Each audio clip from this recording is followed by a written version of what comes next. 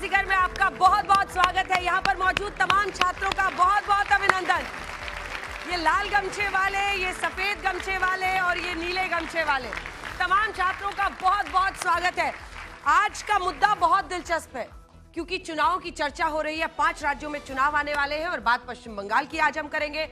तो सवाल सीधा है, सीधा और सपाट, कि क्या पश्चिम बंगाल का चुनाव बीजेपी जीत पाएगी। पश्चिम बंगाल में बीजेपी हाशिए की पार्टी से मुख्य विपक्षी पार्टी बन गई है। आप में से कितने बच्चों को वाम दलों का दौर याद है पश्चिम बंगाल में? नहीं याद है? एक को भी नहीं। हाँ, ज्योति बसु वाला, ठीक बोले हो, ठीक पहुंचे हो। 2 हाथ उठे, 1 हाथ उठा, 2 3।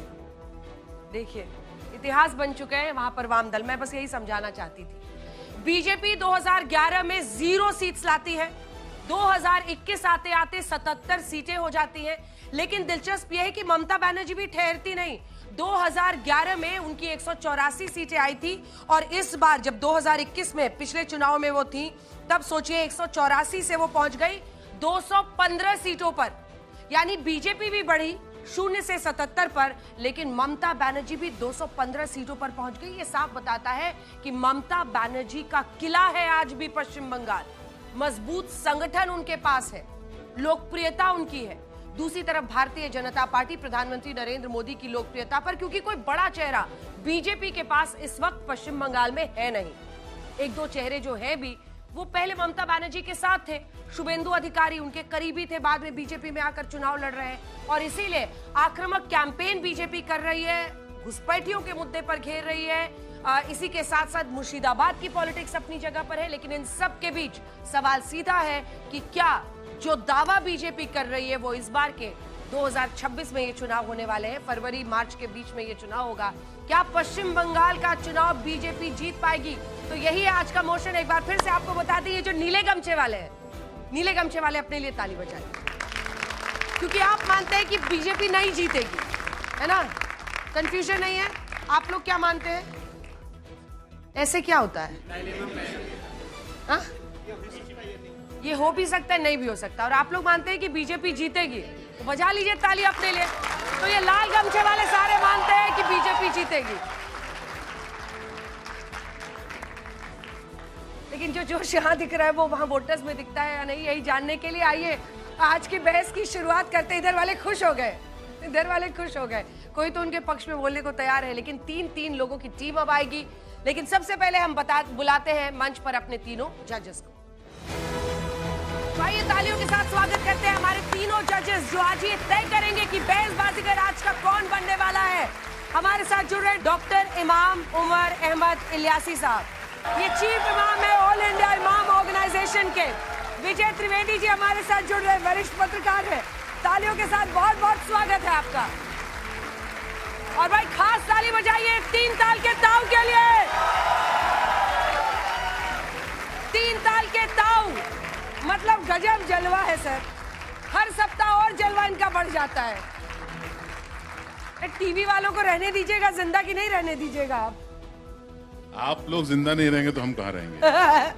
सर, जबरदस्त लोकप्रियता आपकी है और लगातार आप हमारे जज भी बने रहते हैं। लेकिन आज का हमने एकदम पॉलिटिकल मामला रखा है। पश्चिम बंगाल में चुनाव है और सीधा सपाट सवाल है कि क्या पश्चिम बंगाल का चुनाव बीजेपी जीत पाएगी। और अब मंच पर बुलाते हैं अपने पहले 2 बहसबाजीगरों को।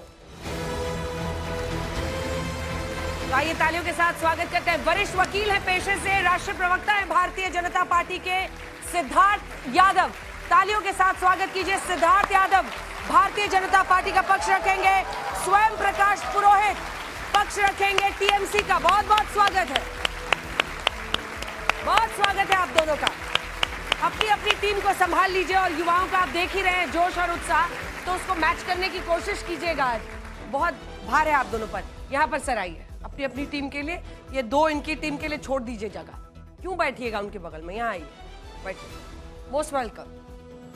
लड़ाई इन्हीं से करनी है, इनके बगल में बैठ के क्या फायदा है। अब बुलाते हैं अपने अगले 2 जो यहाँ पर इनके टीममेट्स होंगे बी और सी पर, उनको बुलाते हैं। तालियों के साथ स्वागत कीजिए अभिजीत अय्यर मित्रा, जो कि हमारे साथ जुड़ रहे हैं। टीम सिद्धार्थ यादव में सीनियर फेलो हैं, आईपीसीएस के अपने खास अंदाज के लिए जाने जाते हैं। अभय दुबे जी, राष्ट्रीय प्रवक्ता कांग्रेस पार्टी के। बहुत स्वागत है आप दोनों का, जबरदस्त। भाई लुक्स के मार्क्स दे रहे हैं कि नहीं आप लोग? हैं, लुक्स के लिए भी थोड़ा मार्क्स होना चाहिए। अभय जी तो वैसे ही सबको कंपटीशन दिए फिरते हैं इस उम्र में, गजब है। अब जो अगले दो कंटेस्टेंट्स हैं उनको बुलाते हैं। ताली के साथ स्वागत करते हैं हमारे साथ जुड़े प्रोफेसर संगीत रागी, जो कि टीम सिद्धार्थ यादव में जुड़ेंगे, पॉलिटिकल एनालिस्ट हैं, संघ समर्थक हैं, और प्रोफेसर अखिल स्वामी जी पॉलिटिकल एनालिस्ट के तौर पर। वाह गजब। लोगों को देख के ऐसा लगेगा कि संगीत रागी जी को आम आदमी से ज्यादा ठंड लगती है। नहीं, हम तो बस प्रशंसा कर रहे हैं कि यू आर वेल क्लैड। बैठिए सर, बैठिए। तो आइए अब बहस की शुरुआत करते हैं। बहस बाजीगर में सवाल हमने आपको बता दिया है, चुनावों के इर्द गिर्द है। पश्चिम बंगाल में जो बीजेपी धम भर रही है कि हम इस बार चुनाव जीतेंगे, क्या वो जीतेगी? आपको बता दें कि जो नीले गमछे वाले छात्र हैं, आपके लिए ये ऑप्शन है। कभी भी इनको सुनकर अगर आपका मन बदले तो आप सफेद या लाल गमछा लेकर अपनी जगह पर बैठ सकते हैं। तुमने कोई गमछा नहीं लिया, इसकी कोई खास वजह? अच्छा है, अंदर लुक खराब हो रहा था इसका। और ये सफेद गमछे वाले आपके लिए दोनों ऑप्शन है। आपका सबसे आसान है, आपके पास सफेद और नीले गमछे को बदलने का ऑप्शन है।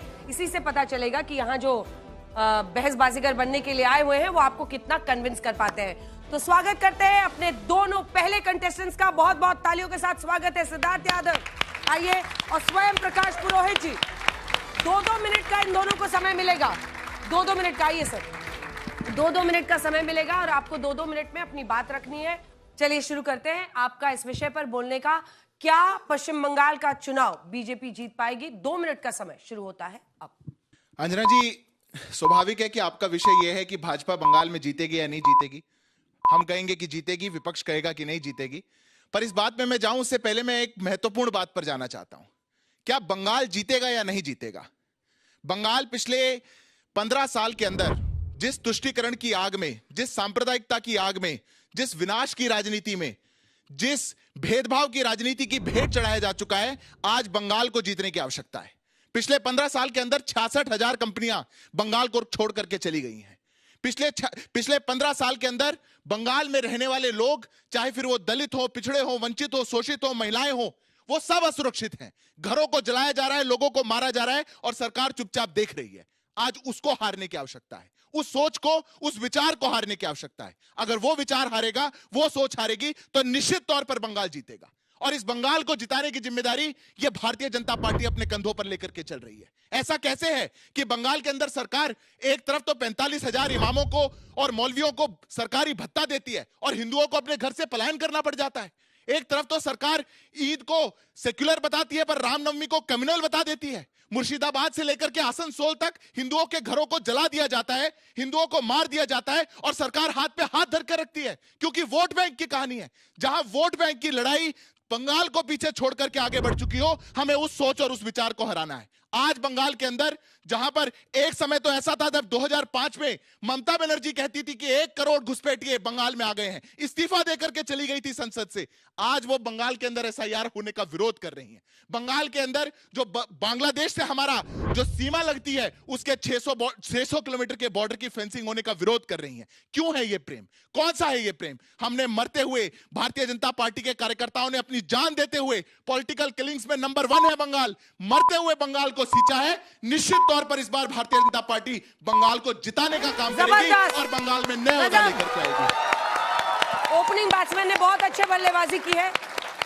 अब आपकी बारी है, आपको भी इस विषय पर बोलने के लिए 2 मिनट का समय मिलेगा और आपका समय शुरू होता है अब। देखिए, सर्वप्रथम मैं ये कहना चाहूंगा कि जो ममता बनर्जी के कार्यकाल 15 साल की बात कर रहे हैं, वो भूल जा रहे हैं कि 34 साल का वामपंथी जो काला शासन चला था।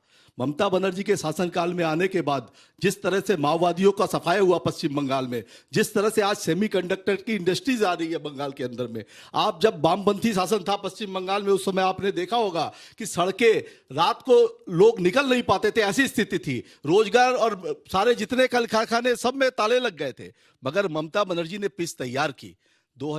2014 के बाद में जब से केंद्र में एक सरकार आई है, जिनको लगता है कि विपक्ष में जहां हमारी सरकार नहीं है उसको बुलडोज करो, उसके साथ में एक सौतेला व्यवहार करो। आपने पश्चिम बंगाल सरकार का 2 लाख करोड़ रुपया बकाया रखा हुआ है, यह आप जनता को नहीं बताते हैं। रही बात तुष्टीकरण की, आप जो बात करते हैं, जो लोग फजलुल हक के साथ पश्चिम बंगाल में देश में सरकार बना चुके हैं, वो फजलुल हक जो पाकिस्तान के अंदर में पाकिस्तान के बंटवारे की बात करता है। तो आप लोग से तुष्टीकरण नहीं समझना है। आप लोग एक तरफ एक बात करेंगे, सुबह में एक बात करेंगे, शाम को दूसरी बात करेंगे। झूठ बोलना आप लोगों की एक नीति बन गई है कि किस तरह से। आप बताइए, 2 लाख करोड़ रुपया अगर पश्चिम बंगाल की सरकार का आपने रोका है, गरीब मजदूर का जो मनरेगा का पैसा था वो रोका है आपने, किस बिना पर रोका है?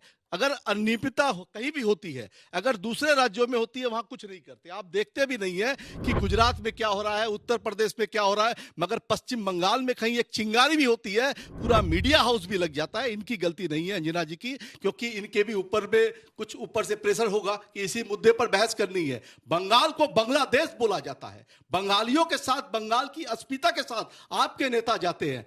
आपके नेता जब जुलूस निकालते हैं, अमित शाह जी, तब पश्चिम बंगाल की सड़कों पर ईश्वर चंद्र विद्यासागर की मूर्ति तोड़ी जाती है। जब पश्चिम बंगाल के अंदर में राजा राम मोहन राय को इनके एक नेता अभी ताजा मध्य प्रदेश में वो बोलते हैं कि देखिए वो ब्रिटिश एजेंट थे, कैसा लगेगा? कैसा लगेगा ऐसी बात सुनकर आपको? समय समाप्त होगा। बहुत अच्छा बोले, बहुत अच्छा। लेकिन अच्छी बात यह है कि हम लोग जहां भी हैं अपना टॉपिक चुनाव का खुद तय करते हैं। आपके भरोसे नहीं है कि आप टॉपिक तय कीजिए, चुनाव पर डिबेट ना करें। नहीं, चुनाव पर डिबेट करिए बस। तो काहे के लिए गिरा दिए बीच में? चलिए, बहुत अच्छा बोले, बहुत अच्छा। चलिए अब अगले 2 कंटेस्टेंट्स को बुलाते हैं। हमारे साथ अभिजीत अय्यर मित्र और अभय दुबे, तालियों के साथ दोनों का स्वागत कीजिए। वाह, मार्क्स आज ड्रेस के लिए भी देना होगा। चलिए शुरू होता है आपका। अभिजीत, 2 मिनट का समय शुरू होता है अब। देखिए, इस पूरे डिबेट में मैं ही एक बंगाली हूं इधर, तो आई क्लेम सर्टन प्रिविलेजेस। ठीक, बंगाल एक जमाने में, आपको पता है, भारत का सबसे अमीर सूबा होता था। 20 साल के अंदर अंदर कांग्रेस के रूल के वजह से सबसे अमीर सूबा से सबसे गरीब सूबा बन गया। पहले तो जो पॉपुलेशन गया था बांग्लादेश छोड़ के, आधा वापस आ गया। पंजाब में यह सब नहीं हुआ। जो बंगाल से शरणार्थी आए थे, बांग्लादेश से जो शरणार्थी आए थे उस समय ईस्ट पाकिस्तान से, उनको कॉम्पेंसेशन भी आधा वही मिला। फिर फ्रेट रैशनलाइजेशन पॉलिसी के तहत जो झारखंड से हमारे पास जो आना था, उसका वही कीमत लगता था जो बॉम्बे को भी जाना था। तो बंगाल को पूरा कंगाल कर दिया गया। 20 साल के अंदर अंदर went from most developed to least developed state. किसने किया ये सब? अब इसी तहत कम्युनिस्ट आते हैं। ठीक है, मैं सराहना करता हूं ममता दीदी की कि ममता दीदी ने जैसे कम्युनिस्ट के जो अंधकार था उसके जो लड़ा, और कोई नहीं लड़ सकता था। पर बीजेपी मेरे को अभी भी कोई दिखाई नहीं दे रहा है जो रोज उधर, जब आप ममता बनर्जी को देखते थे, रोज न्यूज़पेपर क्या लिखती थी? ममता बनर्जी, ममता बनर्जी, ममता बनर्जी। कोई ज्योति बासु नहीं दिखता था, कोई बुद्धदेव भट्टाचार्य नहीं दिखता था, ममता बनर्जी के बारे में बात करते थे। बीजेपी कोई ये कर रहा है? नहीं। इकोनॉमिक प्लान क्या है? नहीं। सभी का प्लान वही है। देखिए, जो ममता बनर्जी हैं वो कैसे जीती हैं? वो कम्युनिस्ट को आउट कम्युनिस्ट करके जीती हैं। जो ग्राउंड लेवल कंट्रोल है उधर, जो क्लब्स के साथ, फार्मर्स के साथ, ये सब, ये आप कैसे मिटाने वाले हैं? देखिए, बार बार ये टीवी में आके टीवी पे ये करने से कुछ नहीं होता है। बंगाल जीतना है तो बंगाल में रह के, धरती पे रह के, रोज रोज रोज हल्ला बोल करके ही जीतना पड़ेगा, और कोई समाधान नहीं है बंगाल का। अब इसमें पता नहीं जो भी जीतेगा, बंगाल तो हारेगा ही। तो I don't care either way. Thank you. 7 second पहले जबरदस्त मिडिल ऑर्डर ने एकदम दाएं बाएं पूरा इधर उधर हो गए। वो एकदम से अपनी दिल की बात एकदम निकाल दी उन्होंने। अबे दुबे जी, इस विषय पर बोलने का आपका 2 मिनट का समय शुरू होता है। समय प्रारंभ करें, उसके मैं आपका नाम भूल गया। 3 ताल के ताऊ, कमलेश किशोर जी। मैं ताऊ जब जज बनते हैं तो उनके व्यवहार से परिचित हूँ। उनका क्राइटेरिया रहता है कि जो रिलेवेंट ना हो, जो विषय से हटकर बोले, उसको प्रथम पुरस्कार दे। तो मैं प्रथम पुरस्कार पाना चाहता हूँ। मेरे साथ एक बार ऐसा हुआ है। एक बार ऐसा हुआ है, एक बार हुआ क्योंकि है। सारे प्रतियोगी मुझे बहुत दूर थे। मेरी जज और कंटेस्टेंट आपस में भिड़ गए। कैमरा उधर ले जाइए। अब नहीं, मैं ऐसी दृष्टता नहीं कर सकता। जिनसे नंबर हासिल करने उनसे कैसे भिड़ूंगा? उनकी तो शरणागत जाना चाहता हूं मैं। उनके बहुत फैंस हैं यहाँ पे, सब खड़े हो जाएंगे। अभय जी आप प्लीज। नहीं, मैं भी उनका प्रशंसक में से हूं। मैं भी उनके फैन में शामिल हूँ, फैन क्लब में। मैं चलिए, आपका बोलने का 2 मिनट का समय शुरू होता है अब। मैं ये अक्षम्य अपराध करूंगा अगर मैं इस विषय को रेखांकित न करूं, बशर्ते ये चुनाव से अलग है, लेकिन हम सब लोगों का विषय है। इस देश की मां प्रकृति को बचाने के लिए आज सिर्फ 10 सेकंड में मैं एक संकल्प लेना चाहता हूं। मैं प्रधानमंत्री से मेरे आग्रह करना चाहता हूं कि एक मां पेड़ के नाम के साथ साथ सारे जंगल मां के नाम कर दीजिए और उनकी रक्षा कीजिए। प्रधानमंत्री जी, मध्य प्रदेश का नरसिंहपुर का जंगल हो, या हसदेव का जंगल छत्तीसगढ़ का हो, या दीमा हसाऊ का हो, या अरावली की पर्वत श्रृंखला हो, प्रधानमंत्री जी, वो वृक्ष आपसे वेदना पूर्वक ये आग्रह करने की मत छीलो मत काटो, मुझको मुझ में भी है प्राण, कैसे चला रहे हो आरी कैसे हो इंसान, आठों प्रहर खड़ा रहता हूं लेकर अपनी काया, मेरी पत्ती पत्ती देती तुमको शीतल छाया, फिर भी चला रहे हो आरी कैसे हो इंसान, मत छीलो मत काटो, मुझको मुझ में भी है प्राण। प्रधानमंत्री जी, हमारी सबकी तरफ से हम आग्रह करते हैं कि इन सारे घने जंगलों को बचाइए। अब जहां तक वेस्ट बंगाल का प्रश्न है, तो मैं आग्रह पूर्वक कहना चाहता हूं कि बहुरी बंद खलगन सती भाई, मैं विनम्रता पूर्वक पूरे मन प्राण से उन दुष्टों को प्रणाम करता हूं जो सांप्रदायिक उन्माद का विष, क्या है बंगाल का मूल मंत्र भारतीय जनता पार्टी का? उनका मूल मंत्र है सांप्रदायिक विद्वेष और ज्ञानादेश, 2 ही फॉर्मूले हैं। आप देखिए, भारतीय जनता पार्टी के प्रवक्ता ने विकासोन्मुखी एक भी बात नहीं की। जो न्यूट्रलिटी का दावा करते हैं उन्होंने भी इतिहास से प्रतिशोध लिया। अरे भविष्य के बंगाल के क्या स्वप्न साकार करेंगे ये तो बताइए आप। मैं पूछना चाहता हूं, जो SIR की प्रक्रिया चल रही जिसके माध्यम से बिहार का चुनाव आपने चुरा लिया, मैं पूछना चाहता हूं ज्ञान हमारे मुख्य चुनाव आयुक्त से कि मुझे बताइए कहां संविधान में आपको अधिकार दिया है उस फॉर्म का, जिस फॉर्म के आधार पर SIR करा रहे। बिहार का चुनाव चोरी कर लिया, 26,000 औसत वोट आपने काटे एक विधानसभा क्षेत्र के और पूरा चुनाव चुरा लिया। बंगाल साक्षी बनेगा इस बात का कि हम चुनाव चुराने। समय समाप्त हुआ। बहुत अच्छा। मतलब बंगाल में ना 3 में ना 13 में आपने डिबेट में भी आज सुनिश्चित कर लिया कि नहीं बंगाल मामला गड़बड़ हो जाए। समय देते तो मैं पूरा बताता जो इन्होंने कहा कि हमारे कार्यकाल बोलिए त्रिवेदी जी, बोलिए कि कोई भी सवाल हो। बिल्कुल आपकी बात पर ही मैं आगे बढ़ रहा हूँ कि अभय जी ने ये बता दिया, 1 मिनट उन्होंने गंभीर विषय पर चर्चा की पर्यावरण पर, लेकिन उससे बता दिया कि बंगाल में कांग्रेस का कोई रिलेवेंस नहीं है, उसकी चिंता उनको नहीं है।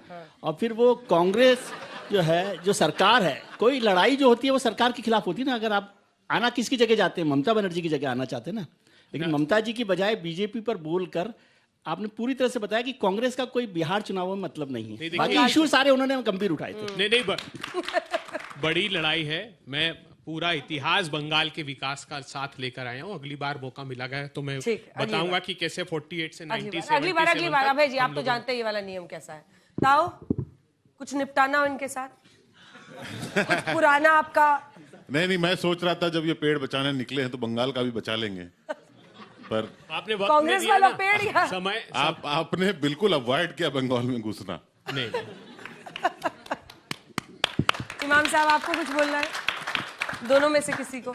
नहीं, ठीक है। अभी चूंकि इन्होंने बात पर्यावरण की भी रखी है, वो सबकी बात है उसमें, और मुद्दा तो असल विकास है और विकास की ही बात सबको करनी चाहिए। राजनीतिक पार्टियां हैं, कोई भी आएगी जाएगी, मुद्दा विकास है और विकास ही होना चाहिए। अब जो भी आएगा विकास लेके आएगा, तभी कामयाबी होगी और विकास की हमें बात रखनी है। चलिए, आप दोनों का बहुत बहुत धन्यवाद। सबसे अच्छी बात है कि अभिजीत, आपने ऐसा रास्ता बीच का लिया ना कि किसी ने कुछ पूछा ही नहीं आपसे।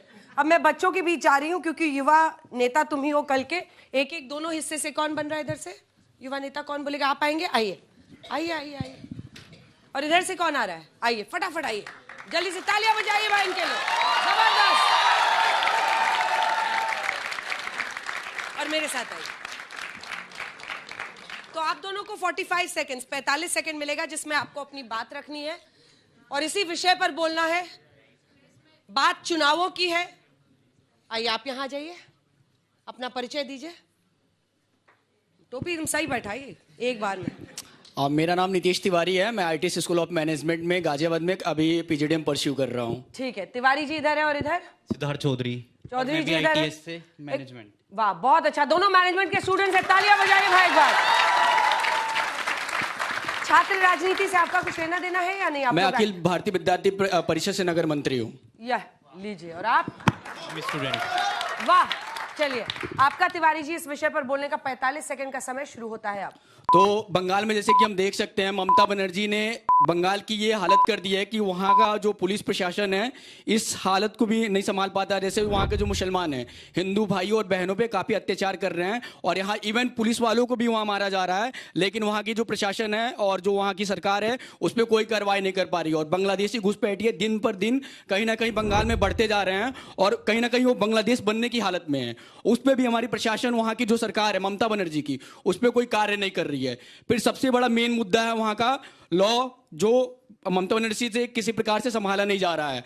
दूसरा चीज, आज से बहुत पहले देखिए तो लोग बंगाल, जो यूपी बिहार के लोग आज मुंबई और गुजरात जा रहे हैं अर्निंग के लिए, वो कहीं ना कहीं बंगाल की तरफ मूव करते थे। लेकिन ममता बनर्जी ने इतने सालों में बंगाल की ये हालत कर दी है कि वो लोग बंगाल छोड़ के आज महाराष्ट्र, दिल्ली, समय समाप्त हुआ। बहुत अच्छा, वेरी गुड भाई, ताली बजाइए। बहुत हिम्मत चाहिए सबके सामने आकर अपनी बात रखने के लिए। अब आपका चौधरी जी 45 सेकंड का समय शुरू होता है अब। देखिए, मैं अपने साथी के साथ पूरा रिलेट करता हूं कि जो इन्होंने कही कि वहां पे हिंदुओं के साथ अत्याचार हो रहा है, क्या वहां पे जो हिंदू ये चीज है क्या वहां पे देखी जाती है? क्या देखी जाती है मैम? कि हिंदू हैं वहां पे, सोशल मीडिया पे चलता रहता है, हर जगह हर न्यूज चैनल पे चल रहे हैं। क्या वहां पे वो शिफ्ट होंगे? लाइक ममता बनर्जी जो है वो अपनी आइडेंटिटी को बंगाल की वो फ्रंट रखती हैं, जिसकी वजह से जो वो है वेस्ट बंगाल के जो पीपल है वो उनके साथ ज्यादा रिलेट कर पाते हैं। ऐसे हम 2000 असेंबली इलेक्शंस में भी देख सकते हैं कि वोट तो बढ़ी बीजेपी की, पर सीट कन्वर्ट नहीं हुई है उनकी वहां पे। बहुत अच्छा, बहुत अच्छा, वेरी गुड, वेरी गुड भाई, ताली बजाइए उनके लिए जोर से। बहुत अच्छा, आप दोनों टोपी लेकर अब जा सकते हैं। तिवारी जी और चौधरी जी ने एकदम गजब से अपनी अपनी दिल की बात अच्छे से कही है। अब आप लोगों के पास टाइम है। अगर गमछा बदलना है, कोई ऐसा है जिसको अपने गमछे को बदलना है? आपको बदलना है? उठिए, लीजिए गमछा, देखा जाए। आप गमछा बदल रही हैं नीले से, आप किधर जा रही हैं? सफेद वाले 2 उठे, एक लाल भी उठा है उधर से। काफी गर्म हो चुका है मामला, ये नीले गमछे वाले बहुत ज्यादा निकल रहे हैं। ये सब शांति दूत बनेंगे या लाल गमछा लेने वाले हैं?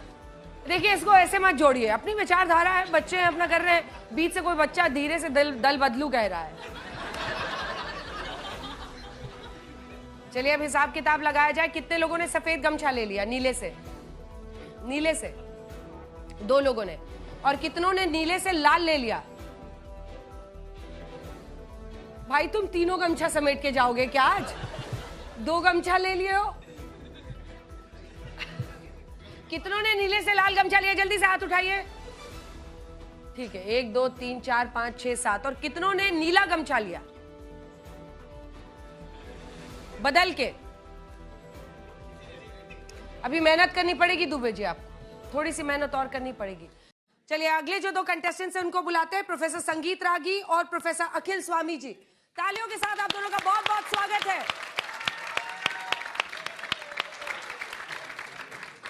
आइए, आप इधर आ जाइए। वो चाहते हैं कि आप लीड करें। आप प्रोफेसर स्वामी माइक उठा लीजिए। आपका इस विषय पर बोलने का 2 मिनट का समय शुरू होता है। मैं अध्यापक, मेरा मन जाग जाता है जब छात्र सामने होते हैं। शिक्षक हूं, आज मेरा अध्यापक शिक्षक जाग गया है। देखिए, जैसे पूर्व वक्ता ने, भारतीय जनता पार्टी ने कहा कि बंगाल जीते, मेरे लिए 142 करोड़ लोग इस हिंदुस्तान के एक परिवार हैं और एक अध्यापक को, रागी साहब भी शायद मुझसे सहमत होंगे, मेरे लिए किसी छात्र की जात और धर्म का कोई महत्व नहीं है। दूसरा, क्योंकि मैनेजमेंट के स्टूडेंट्स यहाँ बैठे हैं और मैं भी मैनेजमेंट का ही प्रोफेसर हूँ, मैं 2 सिद्धांत आपके सामने लाना चाहता हूँ। सेकेंड ईयर के स्टूडेंट्स हैं तो आपने पढ़ा होगा। पहला सिद्धांत है लॉ डिमिनिशिंग रिटर्न्स। किसी भी चीज का बहुत ज्यादा उपयोग बहुत ज्यादा नुकसानदायक होता है और भारतीय जनता पार्टी के पास केवल एक तुरुप का पत्ता है, केवल एक तुरुप का पत्ता है जो उन्हें चुनाव जिता सकता है, लेकिन देश को हरा रहा है।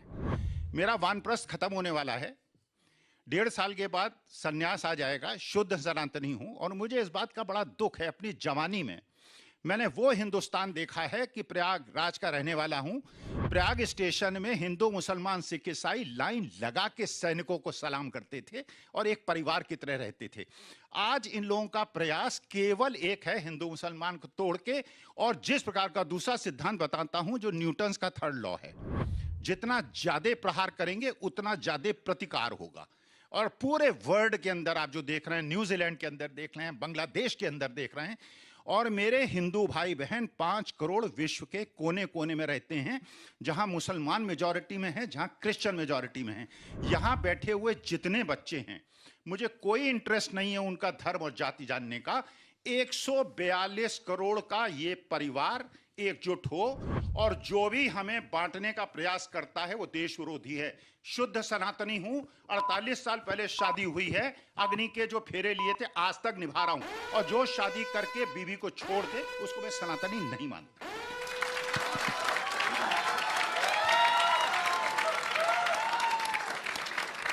प्रोफेसर संगीत रागी, इस विषय पर बोलने का आपका 2 मिनट का समय शुरू होता है। देखिए, वो मैनेजमेंट जानते हैं, इसलिए वो मैनेजमेंट की बात ही करेंगे। वो व्यापार सिर्फ जानते हैं, वो देश बनाना नहीं जानते हैं।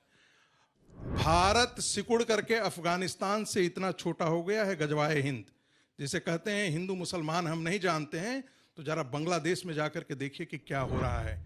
जिसे कहते हैं कि हिंदू मुसलमान करते हैं, तो पश्चिम बंगाल में जाकर के देख लीजिए कि हिंदुओं की क्या दशा है। और आप तो मैनेजमेंट जानते हैं, टीबी राजेश्वर का रिपोर्ट पढ़ लीजिए कि पश्चिम बंगाल के सीमावर्ती जिले से औने पौने दाम पर हिंदू अपनी जमीन जायदाद बेच करके भाग गए हैं। कश्मीर के अंदर 4.5 लाख हिंदू थे, और रातों रात भागे थे। उनके जंगों, उनकी महिलाओं के जंगों पर इस्लाम जिंदाबाद के नारे लगाए जाते थे। तब तो कांग्रेस चुप रहती थी। तब ये कहां था ये सनातनी हिंदू? तब कहां बैठे हुए थे ये सारे लोग?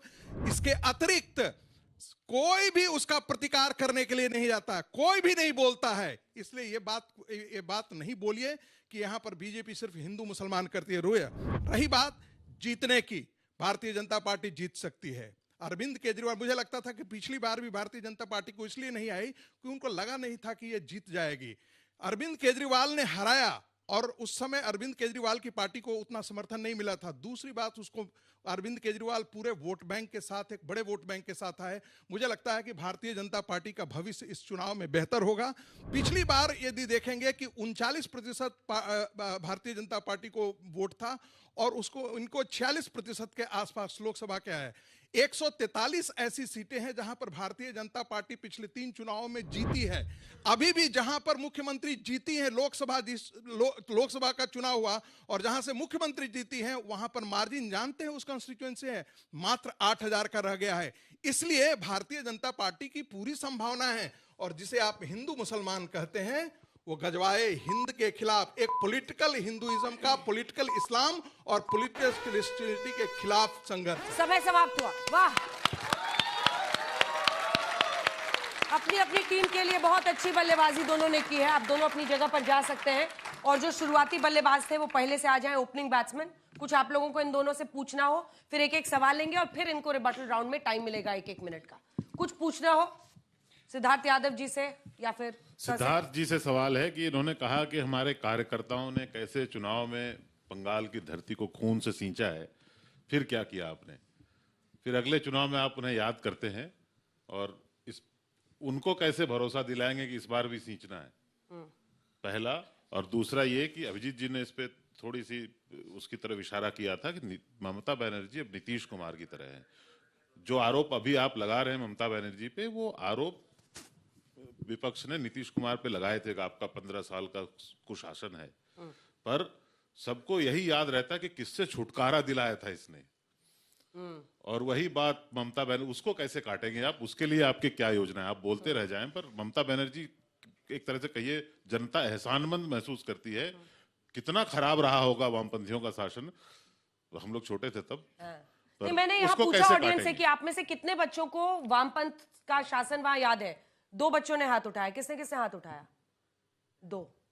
और किसी को नहीं पता है। तो जो इसने भी ज्योति बसु से रिलेट किया। बट त्रिवेदी जी, एक और इशू है जो मुझे भी लगता है कि सक्सेसफुली ममता बनर्जी हर चुनाव को अंत आते आते बंगाली वर्सेस बाहरी में कन्वर्ट करने में कामयाब होती हैं। बिल्कुल ठीक जगह, क्योंकि उनका अपना कोई बड़ा नेता ही नहीं है बीजेपी का। ठीक जगह पहुंची है कि बंगाल में जो सब नेशनलिज्म है, अभी जो बात सिद्धार्थ जी भी कर रहे थे, तो बंगाल जीतेगा ये नारा ममता बनर्जी ने 15 साल पहले दिया था लेफ्ट पार्टीज के खिलाफ। उस नारे से भी आगे नहीं निकली है भारतीय जनता पार्टी, और भले ही बड़ा एक उनको वोट बैंक मिला है, सीट्स मिली है, लेकिन क्या बंगाल के लोग भारतीय जनता पार्टी को बंगाल की पार्टी मानते हैं, या उनका अपना कोई नेता है जिसको वो कह सके कि पश्चिम बंगाल का नेता है? तो इसलिए ममता बनर्जी का जो सब नेशनलिज्म है, बंगाली अस्मिता है, तो वो बंगाली अस्मिता का कोई उनके पास तोड़ है, ये एक महत्वपूर्ण सवाल हो सकता है। इमाम साहब, आपका कुछ कहना है? फिर एक एक सवाल मैं बच्चों से लूंगी। मेरा बस ये कहना था कि अभी रागी जी ने अभी जो बात गजवा हिंद को लेके करी है, मुझे इससे इत्तेफाक इसलिए नहीं है क्योंकि गजवा हिंद की बात अब नहीं है। पहली बात तो गजवा हिंद को समझने की ज़रूरत है, क्योंकि फिर वहाँ ये फिर इलेक्शन हिंदू और मुसलमान की तरफ ले जाना मुनासिब बात नहीं है। गजवा हिंद जो प्रॉफिट सल्लल्लाहु अलैहि वसल्लम के ज़माने में जो हो गई वो हो गई, उसके बाद ना तो गजवा हिंद होना है ना ये कॉन्सेप्ट है, तो इसको क्लियर करना चाहिए। अभी बात हम विकास की कर रहे हैं, यहाँ बात हम डेवलपमेंट की हो रही है। यहाँ हिंदू मुसलमान पे लेके आएंगे, फिर वापस डिवाइड होगा मामला। तो बेहतर रहेगा कि हम विकास की बात करें, डेवलपमेंट की बात करें, जो और लोगों ने भी की है। एक एक दो सवाल आपको पूछना, आइए जल्दी आइए। मैम, मेरा प्रोफेसर जी से सवाल है कि इन्होंने कहा कि 2014 के बाद में ये घटनाएं हो रही है। क्या सर को याद है कि 1992 में जो घटना हुई है उस पर आप क्या बोलोगे सर? मुरादाबाद में जो घटनाएं है उस पर क्या बोलोगे? मुजफ्फर में जो दंगे हुए उस पर क्या बोलोगे? 1984 में जो दंगे हुए उस पर आप क्या बोलोगे सर? क्या आपकी जवानी उस टाइम नहीं थी? मेरा भाजपा से सवाल है वो ये है कि अगर हम पिछले लोकसभा चुनावों को देखें तो 42 में से 29 सीट टीएमसी लाती है और 12 केवल बीजेपी, और बीजेपी वहां अपनी सरकार बनाती है जहां मुख्य जो बीजेपी का प्रतिपक्ष है वो धीरे धीरे डाउन होता है। हम ये देख रहे हैं कि बीजेपी ने 77 सीट लाके विजय की है, लेकिन जो टीएमसी का ग्राफ है वो भी गिरा नहीं है। तो जो बीजेपी वोट ले पा रही है वो टीएमसी का नहीं बाकी दलों का ले पा रही है, तो ऐसे में बीजेपी सरकार कैसे बना पाए? वैलिड क्वेश्चन है, क्योंकि अपने दर्शकों को भी बता दें, जो बीजेपी 2011 में 0 सीटें लाई थी वो 77 पर तो 21 में, लेकिन वहीं ममता बनर्जी 184 सीटें 11 में लाती हैं और फिर 215 पर पहुंच जाती हैं 21 में। तो उनका ग्राफ भी लगातार बढ़ रहा है। तो इन तमाम सवालों को जो छात्रों ने पूछा है और जजेस ने पूछा है, आपका रिबटल राउंड का 1 मिनट का समय मिस्टर यादव शुरू होता है अब। देखिए अंजना जी, पहला प्रश्न यह आया कि बंगाल को ममता बनर्जी बहुत खराब दौर से निकाल करके लाई। अगर बहुत खराब से खराब दौर आया तो क्या बंगाल अच्छे दौर की कामना नहीं कर सकता? क्या बंगाल उस दौर को नहीं सोच सकता? यह पहली बात है। दूसरी बात, एक प्रश्न यह पूछा गया कि हमने खून से वहां पे हमारे कार्यकर्ता मारे जा रहे हैं, सींचे जा रहे हैं, हम उनको सुरक्षा कैसे देंगे? वोट बैंक, वोट परसेंटेज की भी बात की जा रही है, बिल्कुल मारे जा रहे हैं। मुझे खुशी है इस बात की और मैं ताऊ का धन्यवाद करता हूं कि आज राष्ट्रीय मंचों पे इस बात को कहा तो जा रहा है। पॉलिटिकल मर्डर्स में नंबर 1 पे चलने वाले बंगाल को, वहां पर जहां की डेमोक्रेसी को बचाने के लिए शहादत देने वाले पॉलिटिकल कार्यकर्ताओं की शहादत को भुला दिए जाने का षड्यंत्र चल रहा हो, आज वो लोगों के बीच में है। निश्चित तौर पर हम अपने कार्यकर्ताओं के साथ खड़े हैं। हम 0% पे थे, हम 10% पे गए, आज हम 38% पर हैं।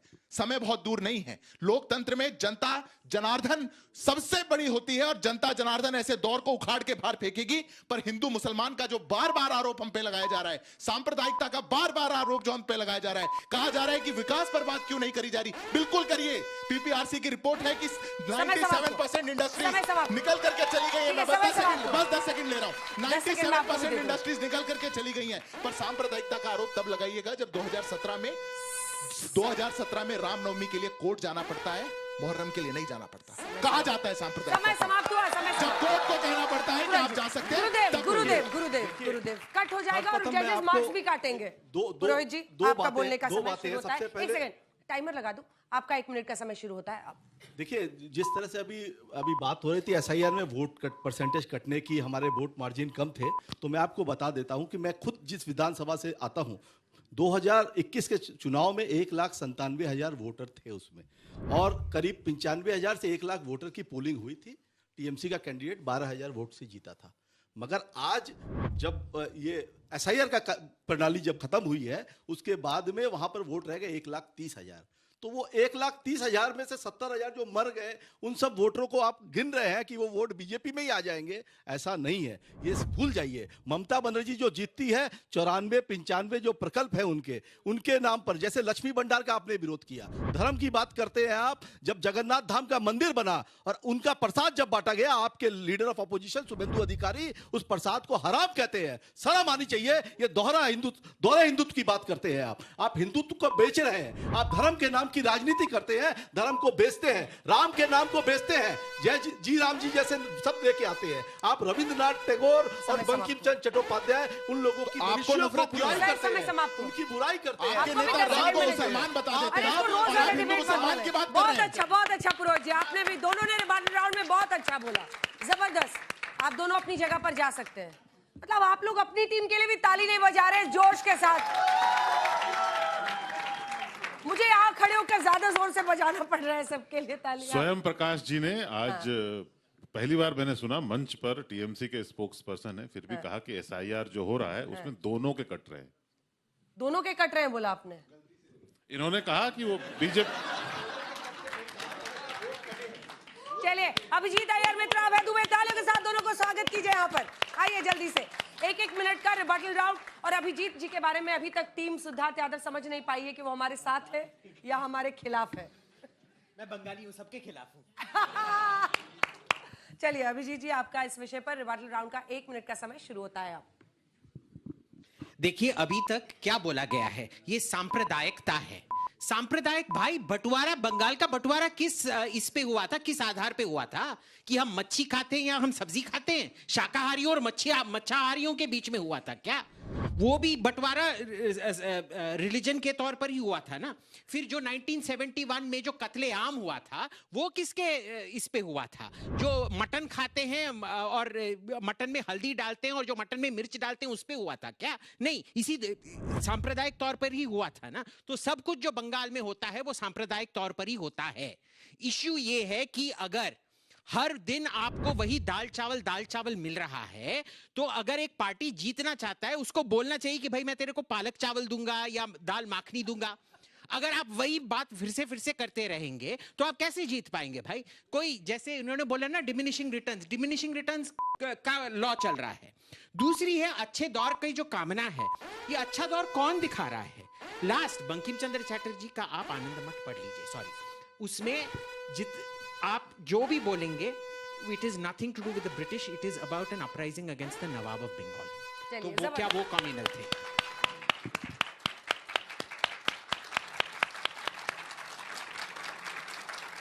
तुम्हारे ही पक्ष में बोल रहे थे। चलिए अभय दुबे जी, आपका इस विषय पर रिबेटल राउंड का 1 मिनट का समय शुरू होता है। अब स्वादिष्ट व्यंजनों से निकलकर शाब्दिक व्यंजनों की तरफ आते हैं।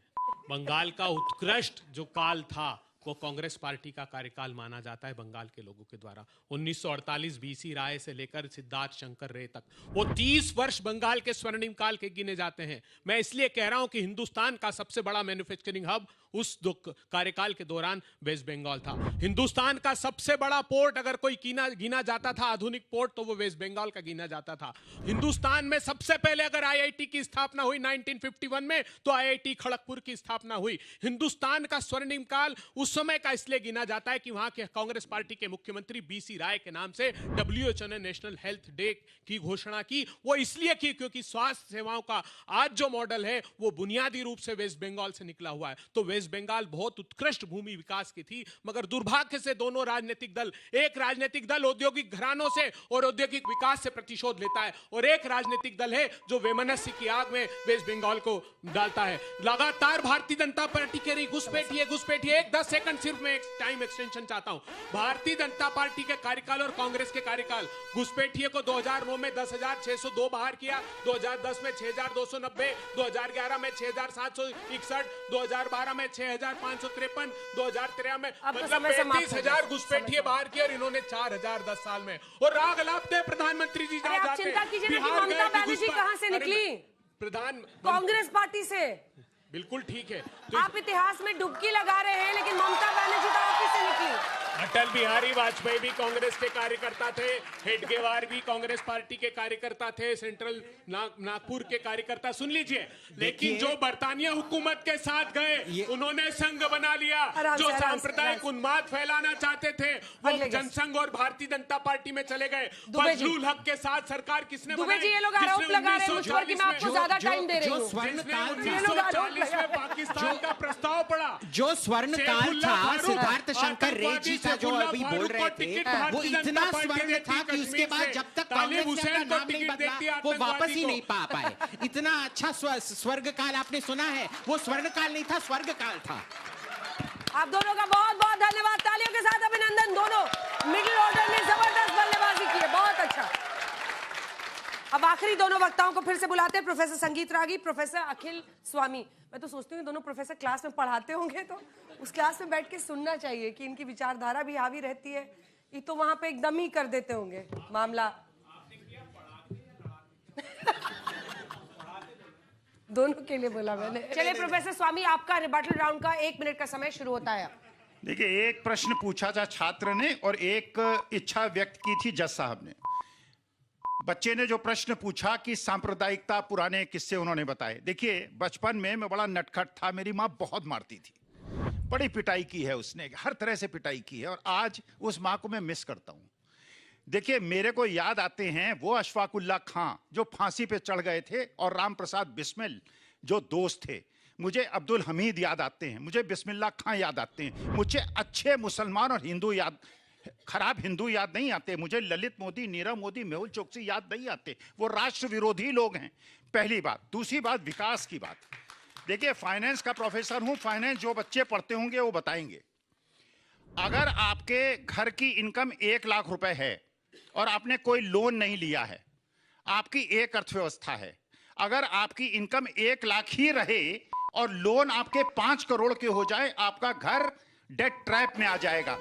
हमारे पिछले 11 साल के अंदर डेट्स बढ़ गए हैं 5 गुने और जीडीपी कम हो गया है। हम डेट ट्रैप में हैं और रुपए का कमजोर होने का मतलब हम बुरी अवस्था में हैं और लोग करोड़ों रुपए खर्च कर रहे हैं, अनाप शनाप खर्च कर रहे हैं, विदेश यात्रा में खर्च कर रहे हैं एक राष्ट्रीय सेठ के लिए। आपका प्रोफेसर साहब 1 मिनट का समय शुरू होता है अब। ऑफ द रिकॉर्ड कुछ बोल दूं? नहीं, ऑफ द रिकॉर्ड क्यों बोलिएगा? सब समय आपके सामने जाएगा। टाइम लग गया, टाइमर लग गया। आपका वैसे ही 10 सेकंड कम है। काट दीजिए फिर। अब काटिए, क्या होता है? नहीं जा रहा है टाइम, बोलिए। आप देते हैं बच्चों को एक्स्ट्रा टाइम लिखने के लिए पेपर? नहीं देते ना। 45 सेकंड, बोलिए। 40। देखिए मौलाना साहब ने कहा कि गजवाए हिंद नहीं है। मैं उनसे बहुत ईमानदारी से कहता हूं, या तो वो भूलें या हमें वो मूर्ख समझ रहे हैं। इस देश का मुसलमान के नाम पर वोट करता है, उसको ना डेमोक्रेसी से लेना है, उसको ना डेवलपमेंट से लेना है। 2024 का चुनाव वोट जिहाद किया गया था, और यदि आपको नहीं है तो आप पूरी पीढ़ी गूगल कर लीजिएगा।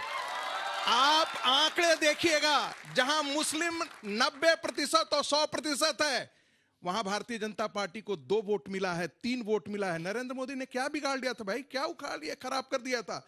सब चीज योजनाओं में तो सारी सुविधाएं दी थी, लेकिन मुसलमान के नाम पर वोट दिया था, वोट जिहाद किया। समय समाप्त हुआ। बीजेपी तो दावा करती है कि मुस्लिम भी उनको वोट देते हैं। 5 से 7% बीजेपी तो दावा करती है कि उनको मुस्लिम वोट देता है। क्यों यादव जी? 1 मिनट। बीजेपी यदि शुतुरमुर्ग की तरह यदि गर्दन दबोच ले यदि बालू की रेत में, तो मुझे कुछ नहीं कहना है। चलिए, लेकिन मैं अच्छी तरीके से जानता हूं, मेरे पास डेटा है, पूरे देश का डेटा मेरे पास है। BJP then the BJP. Professor, मैं बीजेपी के लिए नहीं बोल रहा हूं, मैं हिंदू समाज और हिंदू राष्ट्र के बारे में बात कर रहा हूं। गुरुदेव, हो गया। बहुत धन्यवाद आप दोनों का, बहुत बहुत धन्यवाद। अब वो घड़ी आ गई है जब आपको तय करना है कि आज का बहसबाजीगर कौन है, और आप लोग तब तक QR कोड स्कैन कीजिए, क्योंकि आज आप ये तय करेंगे कि टीम सिद्धार्थ यादव या फिर टीम पुरोहित, दोनों में से कौन जीतता है। यानी ममता बनर्जी जीतेंगी, उनकी टीम उस तरफ है, और इधर सिद्धार्थ यादव की टीम है। और हमारे तमाम दर्शक जो घर पर इस वक्त मौजूद हैं, आप भी स्क्रीन पर जो QR कोड देख रहे हैं उसको स्कैन करके अपना वोट डाल सकते हैं। तो चलिए, वोटिंग के लिए आपको 60 सेकंड का समय मिलेगा। अगर आप मानते हैं बीजेपी जीतेगी तो हां पर वोट कीजिए, अगर आप मानते हैं बीजेपी नहीं जीतेगी तो ना पर वोट कीजिए। कह नहीं सकते वाले कह नहीं सकते पर वोट कर सकते हैं। तो वोटिंग लाइंस खुल गई हैं। क्या बंगाल का चुनाव बीजेपी जीत सकती है? वोट डालिए।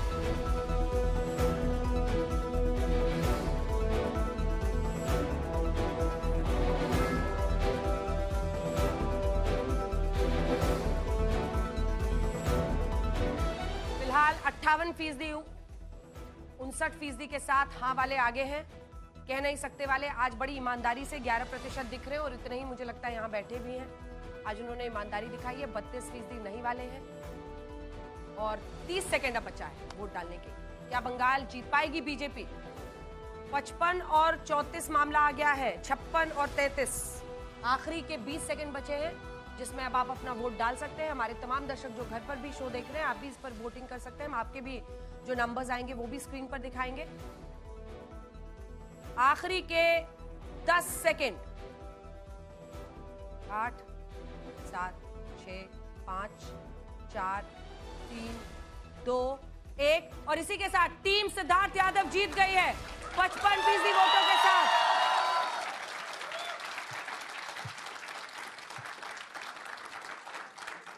अरे तीनों खड़े तो हो जाइए। माना कि अभिजीत जी ने आपके पक्ष में नहीं बोला, आप ही को उल्टा खरा खोटा सुना दिया। बंगाल के पक्ष में बोला। ओहो, वाह, जबरदस्त, बहुत अच्छा। और अब सारा फोकस जजेस पर है।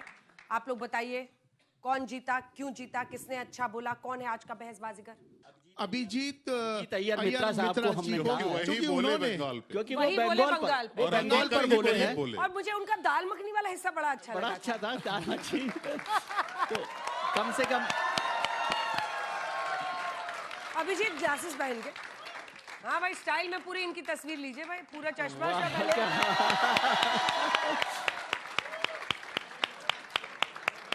बंगाल के चुनाव में बंगाल की बात की अभिजीत ने, तो हम सब लोगों ने सोचा कि कम से कम उस पर बहुत बात अच्छा। की जाए। लेकिन अभय जी के लिए मुझे हैरानी हो रही है, जो स्वर्णकाल उन्होंने सिद्धार्थ शंकर रे का बताया, वो दिल्ली में आकर कहाँ पहुंच गया था अंधकार में। तो क्या चाह रहे हैं अनंत है, मतलब आप पूछेंगे उनको बोलने का मौका नहीं मिलेगा, वो जाएंगे कैसे, इसलिए यहीं पर समाप्त और करते हैं। आज दोनों शिक्षक जो हैं वो विषय से हाँ, निकल लिए थे, दाएं बाएं एक्स्ट्रा निकल क्लास लिए ले रहे थे आज। दोनों प्रोफेसर। हाँ, अपना अपना अपनी अपनी हिस्ट्री। और स्वामी साहब ने पर्सनल वानप्रस्थ की बात मेरे ख्याल से पर्सनल लेवल पर ही की होगी, बिना रेफरेंस के की होगी ना। किसने? स्वामी जी ने, अखिल स्वामी जी ने वानप्रस्थ की बात कर रहे थे, तो वो बिना रेफरेंस की बात है ना। तालियों के साथ आप सभी का बहुत बहुत धन्यवाद। बहसबाजीगर में आज के 6 कंटेस्टेंट्स का जबरदस्त जबरदस्त। और मुझे हमेशा शक रहेगा कि अभिजीत अय्यर मित्रा को आपने लुक्स के लिए भी आज मार्क्स दिया है।